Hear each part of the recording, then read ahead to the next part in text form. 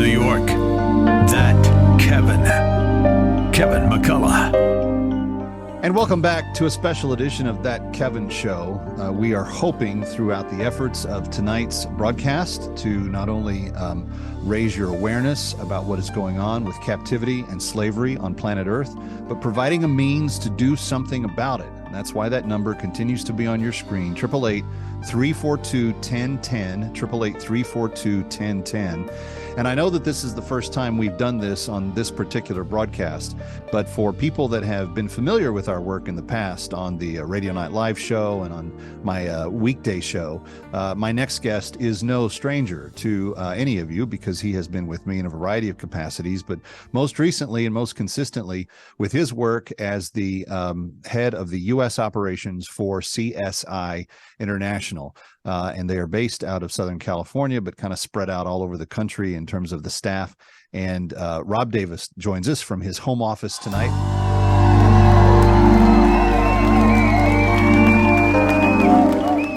Rob, it's a special evening. Thank you for taking time out to be with us.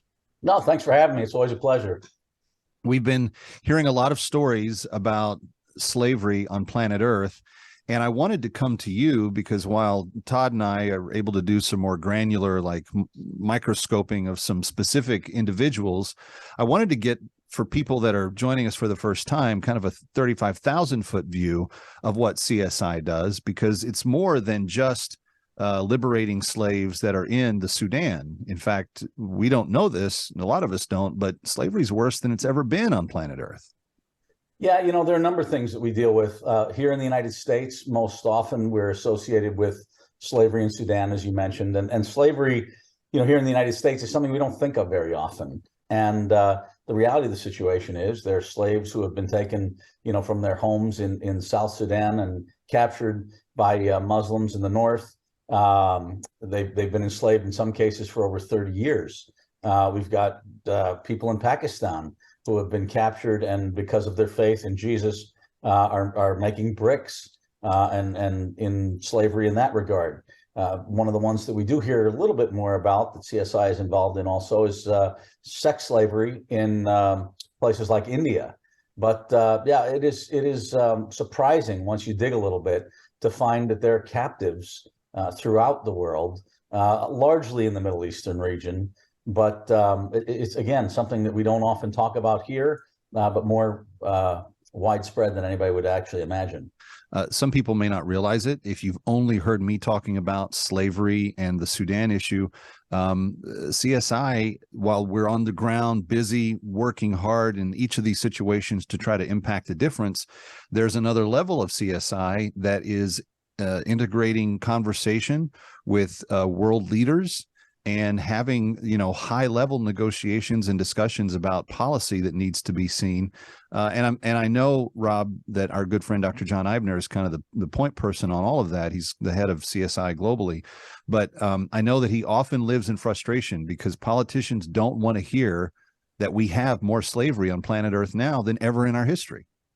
Well, absolutely. And Dr. Eibner is feverishly at work in that arena that you just articulated. And you know, the sad situation is that for the most part here in the United States, and I love our country, it's the best country on earth. But here in the United States, the things that are most expedient politically are the things that our politicians are paying attention to. So, for example, you mentioned the Armenians in Azerbaijan. There's no political gain. There's no political gain for the U.S. in that situation. So here's an entire people group who face extinction. And for the most part, the United States stands by and kind of watches and lets it happen. Another situation is, you know, Nigeria was taken off the terrorist watch list. There are terrorist acts against Christians almost weekly in that country. But again, there's no real political gain for our leaders here in the United States to become involved. So it goes largely undealt with and unnoticed. Well, and the West is similar in its regard across the board. And I know that Dr. Eibner spends much of his time trying to make the case and just demonstrate the need. I also know that one of your staff members has been very good recently with some congressional members, getting them to at least acknowledge the problem in Azerbaijan. And we're hoping that committee, of which Nicole Malliotakis, who I helped support get elected here in the New York area, is a member of. I'm hopeful that there will be action that goes forward on that. Rob, when we talk about the global scope of CSI, it strikes me that I don't hear about a lot of organizations that take these topics on. Now, there may be more than what I'm hearing about, but my email address gets around. I've got pretty much everybody on the planet sending me stuff, as you can imagine and attest to. But CSI has stayed at this task. They have been kind of uniform in their focus to never let the foot off the gas in terms of the persecution of people, particularly for religious discrimination, particularly Christians around the globe. Why is there such a determination in this very small band? Your office staff, I think you can count on one hand globally almost, but why is this small band of people so committed to these issues? Kevin, these are our brothers and sisters. And just to express again, we mentioned Dr. Eibner's frustration. I would just implore your listeners tonight, do a little digging, go to our website. Here in the United States, it's CSI-USA.org. Take a look at the widespread persecution, the captives throughout the world, and you realize that there are tens and hundreds of thousands of our Christian brothers and sisters. I mean, just because they live halfway around the world doesn't mean that we're not part of the same family of God. Yeah. And I think we have a responsibility to do something about that. Sadly, we all, and self included, tend to be selfish. We tend to look at the things that are immediately in front of us. We tend to look at the initiatives that our particular church happens to be engaged in at any given moment. And for the most part, people aren't worrying about people who are being slaughtered halfway around the world or who are being starved out halfway around the world, largely because in the case of the situations we deal with, they believe in Jesus and don't profess Allah. So, yeah. It boils down to that. But it's something I would just ask you to start praying about. Start, if nothing else. We'd love for you to support us financially. That's part of what we're doing tonight. But if you just make a commitment to be somewhat more aware, pray for your brothers and sisters. They're brothers and sisters. They profess the name of Jesus just like we do.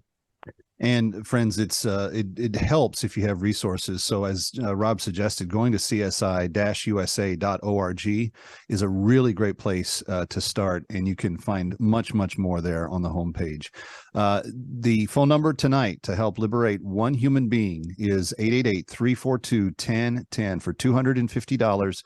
You can take them from a condition of slavery and death into brand new life.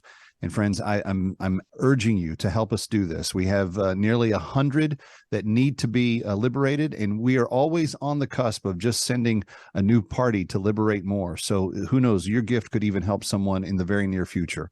888-342-1010. Coming right back from New York.